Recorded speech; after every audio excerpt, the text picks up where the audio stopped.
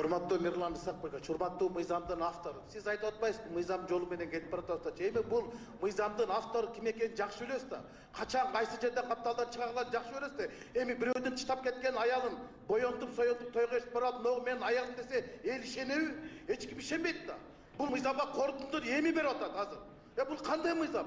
Басым менен кабыл алынган мыйзам, бул бачым кабыл алынган мыйзам, бул башынан моюнуна байдаган иткеле окшош да. Эми биз бардык мыйзамды буздук. Коя туруңуз, мен 2 минутка сурадым.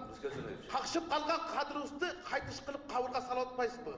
Банкрот болгон банкыбызды балталап жокко чабып атпайсызбы? Эми бардык мыйзам жолу менен кетип, элди айтып атасыңар. Элге парламенттик президенттиктин кереги жок. Мыйзам, баш мыйзам алмашканда элдин жашоосу алмашпайт. Байманаттардын эле жашоосу алмашат. Байкуштардын жашоосу алмашпайт. Элге баш мыйзам алмашканда 2 сомдо пайда көрбөйт. Эли та көрөт.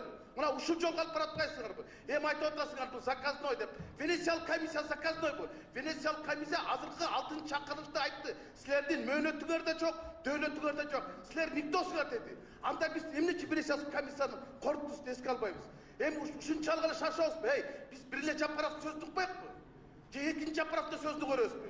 Эми бул мыйзамды мына азыр күндө ошого эртең 2 окууда, 3 окууда өткөрүп туруп, анан 10 күн жана 30 күндүк деме тактап туруп анан бул элдин талабы эмес да. Элге бунун эч кетилсең кереги жок.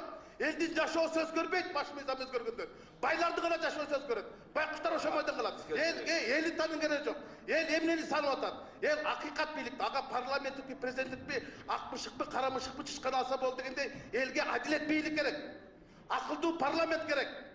Эси жок, меси жок, кайсысаны жазып отуруп, эчтеке кыла албай отурбайбы?